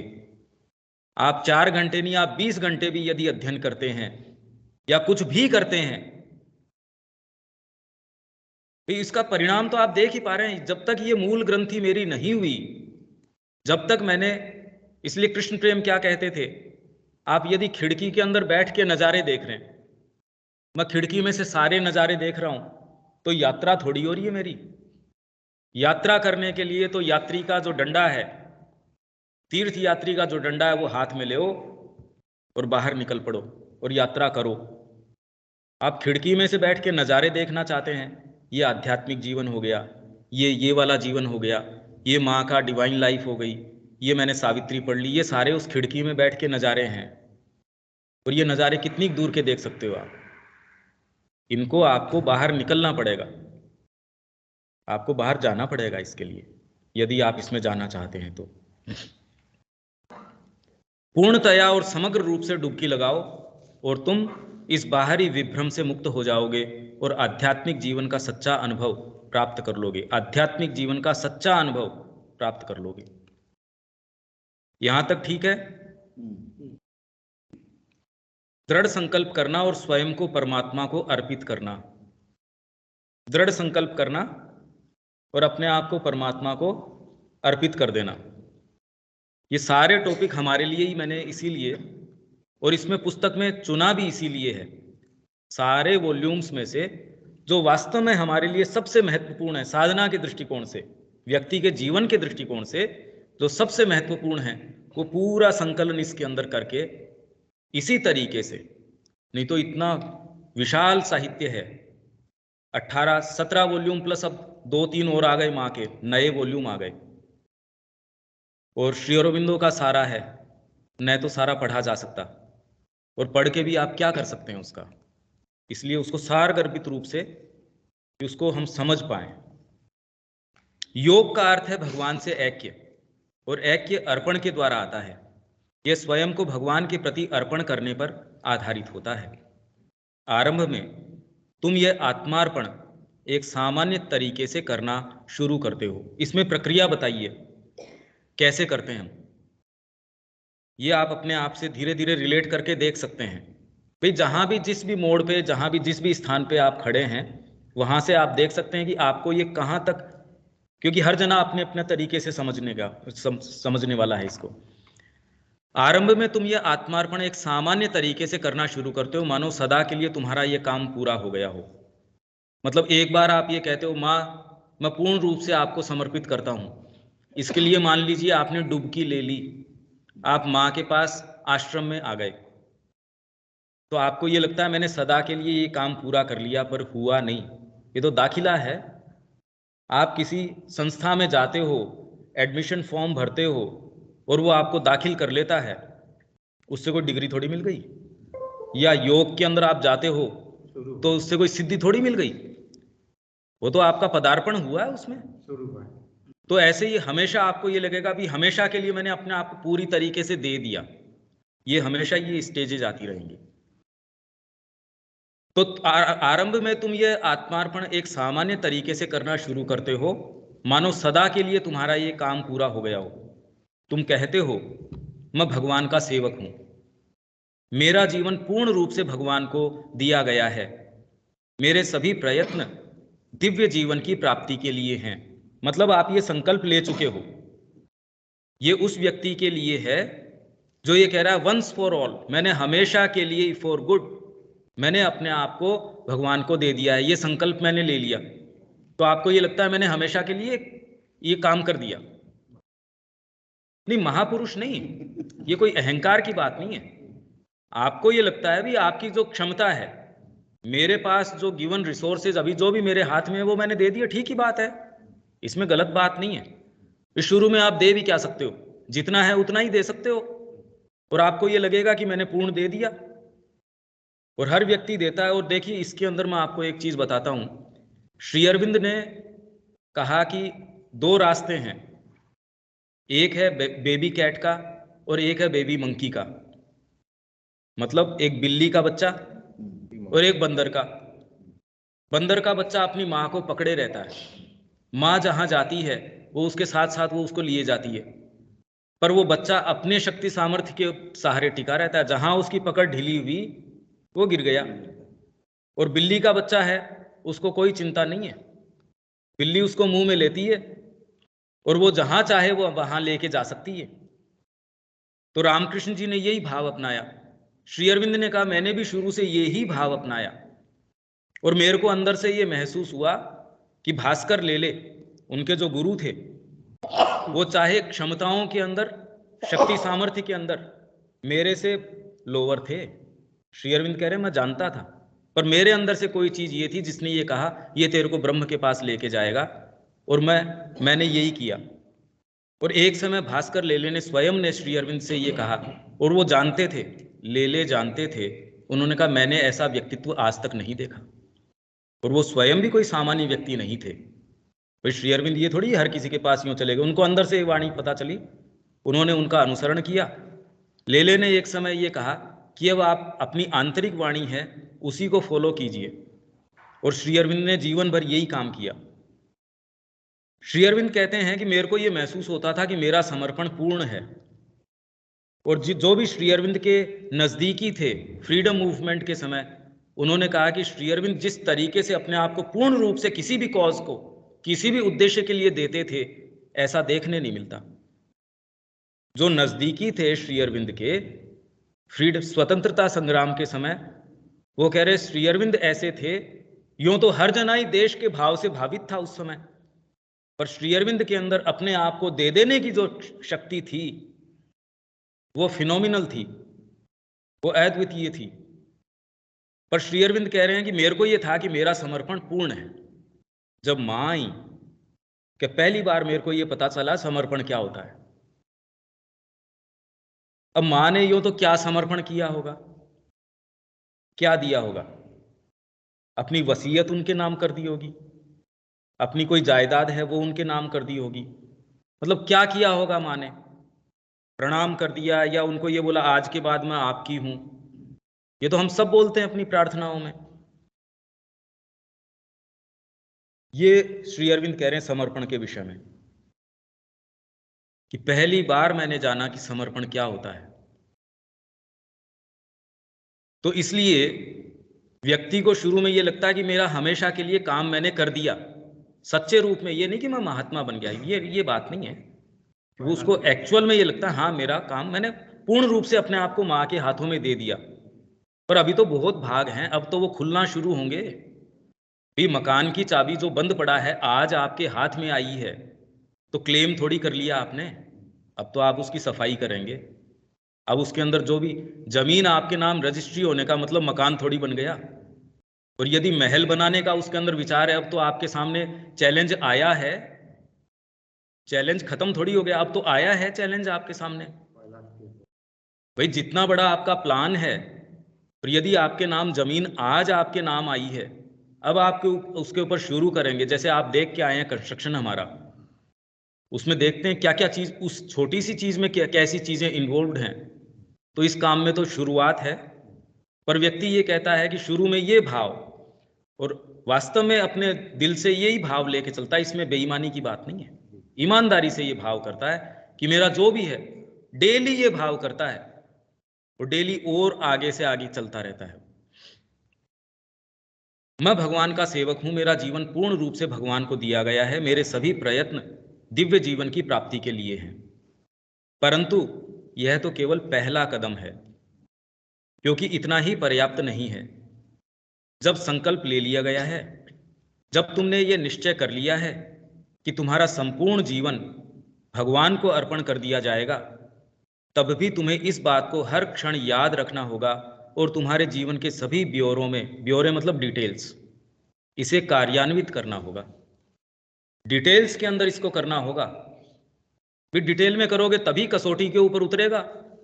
अगर मैं डिटेल में कर नहीं पा रहा, तब मैं आपका हूं, पर आपको जिस समय पानी के गिलास की जरूरत है उस टाइम वो नहीं दे सकता मैं आपको। आपके लिए इस चीज की जरूरत है, मैं आपसे प्रेम तो पूरा करता हूं, पर आपको जिस समय कोई आपकी पिटाई हो रही है उस समय मैं नहीं आ सकता, या आपके लिए किस चीज की आवश्यकता है वो तो मैं नहीं कर सकता। तो फिर मेरा क्या प्रेम है क्या नहीं है, वो तो कसौटी के ऊपर आ गया। तुम्हें हर पग पर यह महसूस करना होगा कि तुम भगवान के हो। तुम्हें सतत यह अनुभव होना चाहिए कि तुम जो कुछ भी सोचते या करते हो उसमें सदा भागवत चेतना ही है जो तुम्हारे द्वारा कार्य कर रही है। अपनी खुद की कह सकने के लिए अब तुम्हारे पास कोई चीज नहीं होती। न आप अहम होता, न अहम मुक्ति होती, न मोक्ष होता, कुछ नहीं होता। ये अहम है तो बढ़िया बात है, नहीं है तो बढ़िया बात है। भाई आपको सरोकार तो उससे है, आपके अहम है तो लेके भी कहां जाओगे, है मेरे साथ ही रहेगा वो। भाई आपको मेरा शरीर है साहब, ये मिट जाना चाहिए, इसके अंदर ये समस्याएं हैं, तो क्या करोगे शरीर का? वो तो रहेगा आपके साथ। मेरा अहम नहीं होना चाहिए, मेरी मानसिकता ऐसी नहीं होनी चाहिए, तो कहाँ लेके जाओगे? आपके साथ ही रहेंगी जो है सो। क्योंकि माँ ने वो फ्रेमवर्क गढ़ा है आपका, किसी काम के लिए गढ़ा है, तो उसको छोड़ के कहाँ से आ जाओगे? कहाँ छोड़ आओगे उसको? तो इसलिए प्रैक्टिकल बात तो ये, जैसा भी मैं हूं उसके काम में लगा रहूं बस। और शुद्धिकरण का अपने आप में मापदंड भी क्या है? अगर मैं अपने आप में शुद्ध हो जाऊं पर जो शुद्धिकरण करूं नहीं मैं, उसका मतलब काम नहीं करूं, जो एक्चुअल मुद्दा है वो तो करूं नहीं, शुद्ध होके बैठा रहूं, तो ऐसी शुद्धि का मां को आवश्यकता क्या है? अभी द्वारपाल की आवश्यकता है और मैं कहूं नहीं साहब मैं तो अभी ध्यान कर रहा हूं, तो मेरा उपयोग क्या है उस समय? ये तो मां से प्रश्न करो कि आपको आवश्यकता किस चीज की है। द्वारपाल के समय द्वारपाल हूं मैं, बर्तन मांजने के समय बर्तन मांज रहा हूं, इसमें क्या ऊंचा ऊपर नीचे है? अगर उसको मेरे को एक विद्वान बनाना है तो वो भी करने में मेरे को दिक्कत नहीं। आपने यदि रामानुज की कहानी सुनी हो, रामानुज थे तो उनके दो शिष्य थे। उन्होंने, एक ने ये पूछा कि गीता का जो लास्ट वचन है उसका अर्थ बताओ, जो 2 श्लोक है, सर्वधर्मान परित्यज्य, जो गीता के महावाक्य हैं वो बताइए, उसका रहस्य बताइए। तो एक जो शिष्य था उसको ये कहा कि 1 साल बाद बताऊंगा, 1 साल तेरा शुद्धिकरण कर फिर बताऊंगा। उन्होंने कहा कि गुरुजी, ये जीवन का कोई भरोसा है क्या कि मैं 1 साल जीऊंगा या नहीं जीऊंगा? तो उसकी सिंसियरिटी देख के उन्होंने ये कहा कि 1 साल के शुद्धिकरण को यदि आपको संक्षिप्त करना है तो 1 महीने आप निराहार रहो या भिक्षा के अन्न के ऊपर रहो, दोनों एक ही चीज है, शुद्धिकरण आपका हो जाएगा। भाई भिक्षा के अन्न के ऊपर रहोगे तो क्या खा जाओगे आप, क्या पकवान खा लोगे आप भिक्षा के अन्न के ऊपर हो? तो कि या तो निराहार रहो 1 महीने तो आपका शुद्धिकरण हो जाएगा, और या 1 महीने भिक्षा के अन्न के ऊपर रहो, दोनों का एक सी ही महिमा है। तो मैं आपको, तो उन्होंने ये काम किया और 1 महीने बाद में उसको गीता का जो महावाक्य है उसका रहस्य बताया। दूसरा शिष्य आया तो उन्होंने कहा सर मेरे को भी बताइए, मेरे को भी ये रहस्य बताइए। तो उन्होंने कहा कि ऐसा है, उसके अंदर अभी भी ज्ञानाभिमान, उनको लगा कि ज्ञान का अभिमान है इसके अंदर, दूसरे शिष्य के अंदर। तो उसको किसी एक व्यक्ति के पास, कोई संत थे उनके पास भेजा कि वहां चला जा। तो जब वो वहां गया 6 महीने तो उससे बात नहीं करी, उसकी तरफ देखा ही नहीं। 6 महीने बाद में उसको ये कहते हैं कि जब स्वयं रामानुज वहां मौजूद हैं, उन्होंने मेरे पास भेजा है तेरे को, मैं तेरे को महावाक्य कहां से बता सकता हूं? तो तू एक काम कर, वापस रामानुज के पास, तेरे गुरु के पास चला जा, वो ही तेरे को इसका रहस्य बताएंगे। उसके माथे पे इतनी सी शिकन नहीं थी कि 6 महीने मेरा क्यों खराब किया आपने, उससे एक बात नहीं करी, कुछ भी नहीं कहा। 6 महीने तक वो बिल्कुल यूं ही बैठा रहा। अब जब वो वापस आया तो उसी समय रामानुज के गुरु की जो पुत्री थी तो उसकी बहन हो गई। तो वो अपने ससुराल से वापस आई, उनको एक ऐसे ब्राह्मण की आवश्यकता थी। उसके सास ससुर ने कहा कि हमको यहाँ जो पानी भर दे, रसोई का काम कर दे, मतलब चौके चूल्हे का, बर्तन का, ये सारा काम कर दे, तेरे गुरु भाई के पास ऐसा मांग के लिया।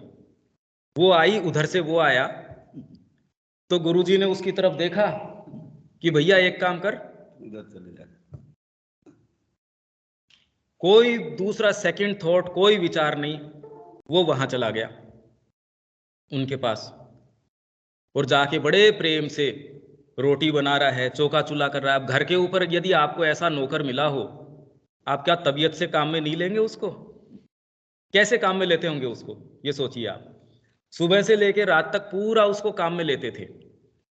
उनके एक समय एक आयोजन हुआ और कोई किसी चीज के ऊपर, भागवत पे या जिस भी चीज के ऊपर एक आयोजन हुआ, उसमें पंडित जी व्याख्यान कर रहे थे। तो ये भी अपना सारा काम निपटा के तो कहा कि चलो अपन भी बैठते हैं। भाई था तो साधक और कोई सामान्य व्यक्ति था नहीं, प्रकांड ज्ञानी था, इसीलिए तो ज्ञानाभिमान था उसके कि मेरे को ज्ञान है। तो वो भी जाके बड़ा प्रेम से वहां बैठ गया।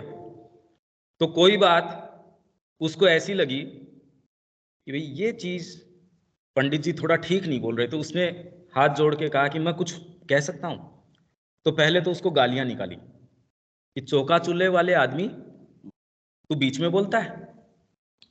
फिर उसका पूरा जितना तिरस्कार करना था उतना तिरस्कार किया और करने के बाद क्या, चल बोल क्या बोलना चाहता है। फिर उसने अपना जो संस्करण है उस बात का वो प्रस्तुत किया। वो तो सारे अवाक रह गए, अरे ये क्या बात कह रहा है। सारों ने पांव पकड़ लिए उसके कि आपका परिचय दो, आप कौन हो। क्या जी मैं तो इसलिए आया हूं, या मेरे गुरु ने कहा था। आपके गुरु कौन? वो, अरे हमसे तो पाप हो गया। तो वो सारे के सारे वापस यहाँ रामानुज के पास आए और उनको कहा कि हम आपको ये प्रमाणित करते हैं कि इनके अंदर लेश मात्र भी ज्ञानाभिमान का नहीं है। हमारे कहने से अब आप इनको जो महावाक्य है गीता का वो बताइए। ये चीज तो ये इसके अंदर जो तुम्हारे द्वारा कार्य अपनी खुद की कह सकने के लिए अब तुम्हारे पास कोई चीज नहीं होती, कोई ज्ञान नहीं, कुछ नहीं। आपको रसोईया बना रखा है, नहीं तो आप कहें मैं इसलिए हूं क्या, मैं जिस कंपनी को छोड़ के आया हूं 5,000 लोग थे उसके अंदर, या मेरे पास इतनी जमीन थी, इतनी जागीर थी। दिलीप कुमार रॉय ने श्री अरविंद को यह कहा कि गुरुदेव मैं कोई फेलियर नहीं हूं, मैं कोई म्यूजिक एकेडमी चला सकता था। आपको तो बैकग्राउंड नहीं पता होगा दिलीप कुमार रॉय का, संगीत के अंदर प्रकांड ऐसे व्यक्तित्व थे। और श्री अरविंद ने कहा कि कई जन्मों से मेरे साथ आ रहा है, मेरा पुत्र है ये, वैसे व्यक्ति। और वो ये कहते हैं गुरु में कोई फेलियर, कोई असफल नहीं हो जो आश्रम में आ गया। तो श्री अरविंद उनसे ये कहते हैं कोई बड़ा चीप आदमी, जो घटिया आदमी है, वो ऐसी बात करता है कि आपको अभी भी ये वहम है कि मैं कोई सामान्य व्यक्ति नहीं हूं। आप में थोड़ी सी भी कोई चीज है, वो आप में ये चीज ला देती है, अभिमान। तो यदि क्षमता हो हठ योग से, राजयोग से, यदि इनसे किसी से आ गई हो आप में क्षमता, सोचिए वो तो आप में क्या ज्ञानाभिमान, कैसी साधना। ये तो सामान्य वो योगों के अंदर भी लोगों को पता था, बरसों तक उसको देखते ही नहीं थे, बैठा है। और शिष्य भी एकदम ईमानदारी से बैठा, ओबीडियंस। अभी इस कसौटी पे यदि हम उतारते हैं और माँ के प्रति हम क्या भाव रखते हैं देख लीजिए, हमसे अपेक्षा या मांग क्या की जा रही है देख लीजिए। आज मैंने अध्ययन किया तो शाम को ही मेरे को परिणाम चाहिए उसका। आज मैंने ये सत्र किया तो शाम को ही मेरे को चेतना में वृद्धि होनी चाहिए, माँ मेरे को ये अनुभव देनी चाहिए। 6 महीने से मैं माँ का ये काम कर रहा हूं तो माँ को ये चीज तो करनी चाहिए। आश्रम में पहली मृत्यु हुई, सबका विश्वास डगमगा गया श्री अरविंद और माँ से कि हम तो सुप्रामेंटल योग करने आए थे, यहां मृत्यु हो सकती है। हर चीज तुम्हें भगवान से आती हुई महसूस होती है और उसे उसके मूल स्रोत को भेंट कर देना होता है। जब तुम्हें यह अनुभूति हो जाए तब नगण्यतम चीज भी जिस पर तुम आम तौर पर ध्यान नहीं देते या जिसकी परवाह नहीं करते, तुच्छ या महत्वहीन नहीं रह जाती। आपके स्वयं के व्यापार में 1 लाख रुपए का घाटा हो गया, कोई दिक्कत नहीं है, पर मां के अगर हिसाब में आप 1 रुपये का इधर उधर से नहीं करोगे। स्वयं के व्यापार में कुछ भी कर रहे थे, मां का हिसाब किताब है ना, एक चीज गलत नहीं। यूं आप कुछ भी कर रहे होंगे, जैसे ही मां के लिए आप करते हैं, नेग्लिजेंस नहीं, वह अर्थ से परिपूर्ण हो जाती है और परे एक विशाल क्षितिज खोल देती है। सामान्य रूप से किए गए आत्मार्पण को जीवन के प्रत्येक ब्यौरे में लाने के लिए तुम्हें यही करना होता है। मतलब हर डिटेल में जब आपने ये संकल्प कर लिया कि मैं माँ का हूं, अब एक एक डिटेल, अब कोई डिटेल अगर उसके बिना रह जाती है इसका मतलब अभी नहीं हुआ, वो कोई डिटेल अलग नहीं रहनी चाहिए। सतत भगवान की उपस्थिति में निवास करो, इस भावना में निवास करो कि यह उपस्थिति ही है जो तुम्हें चला रही है और जो कुछ तुम करते हो उसे वही कर रही है। अपनी समस्त चेष्टाओं को उसी को अर्पित कर दो। मतलब शुद्धिकरण की चेष्टा भी नहीं, मेरा अहम चला जाए, मेरा ये चला जाए, ये चेष्टाएं नहीं, कोई चेष्टाएं नहीं। ये तो कामना का परिष्कृत रूप है, ये सारी चेष्टाएं कामना का परिष्कृत रूप है। सरोकार तो ये होना चाहिए कि माँ की प्रसन्नता किस चीज के अंदर है। और ये यदि आप हार्ट से कहते हो, एक व्यक्ति जिससे आप प्रेम करते हो तो उसका भी पता नहीं लगा लेते कि इसकी प्रसन्नता किस चीज में है, किस चीज में इसकी प्रसन्नता नहीं है। तो यदि माँ